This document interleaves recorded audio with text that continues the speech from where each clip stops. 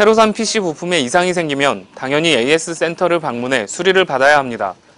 특히 PC 부품의 경우 기능을 제대로 사용하지 못하는 건 물론 다른 부품에까지 영향을 미칠 수 있기 때문에 빨리 수리하는 게 좋습니다. 이런 경우 보통 PC에서 부품을 분리해 AS 센터를 방문합니다. 하지만 하드디스크는 다릅니다. 소중한 개인 데이터를 저장하기 때문에 AS를 받기 전에 미리 체크해야 할 것이 있습니다.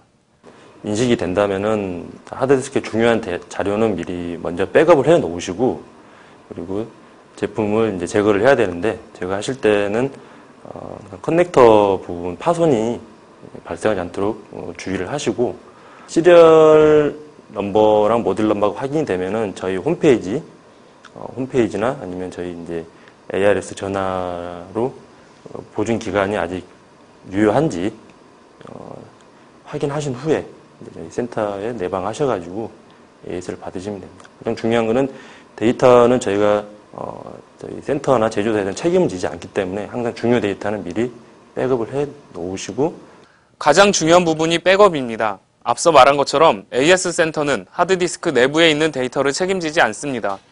수리하다 속에 있는 데이터가 없어져도 AS 센터에 하소연할 수 없다는 말입니다. 그러니까 반드시 AS 받기 전에 데이터를 백업해야 합니다.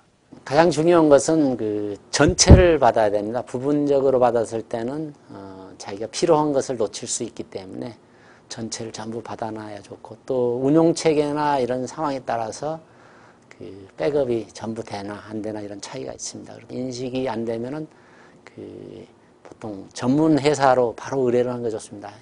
예를 들어서 개인적으로 잘못 손댔다가는 그 데이터를 살릴 수 있는 것도 못 살리게 되고, 만약 불법 소프트웨어로 복구하다 실패하면 나중에 전문가를 통해 복구할 때 살리지 못하는 데이터가 생길 수 있습니다. 물론 비용도 더 많이 들어갑니다. 이런 이유로 복구업체나 전문가에게 의뢰해야 하는데요. 다소 비싸더라도 신뢰도 있는 곳을 선택하는 것이 좋다고 합니다. 전문 회사에 의뢰를 해야만 복구율이 높고, 또 시설이나 경력이나 자재 이런 것이 많기 때문에 성공률이 상대적으로 높습니다. 제조사나 유통사마다 복구업체를 지정하고 있는데요. 이를 이용하면 약간 저렴한 가격에 이용할 수 있습니다. 백업이 완료되면 본체에서 제품을 분리해야 합니다. 이때 자칫 단자 부분이 파손되면 AS가 안 될 수도 있기 때문에 주의해야 합니다. 완전히 분리됐으면 AS 기간을 확인합니다.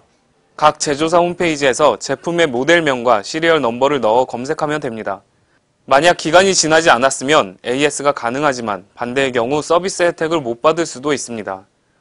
하드디스크의 경우 무턱대고 AS를 받는 것보다 백업이나 기간 등을 미리 체크하면 한결 수월하게 서비스 받을 수 있습니다.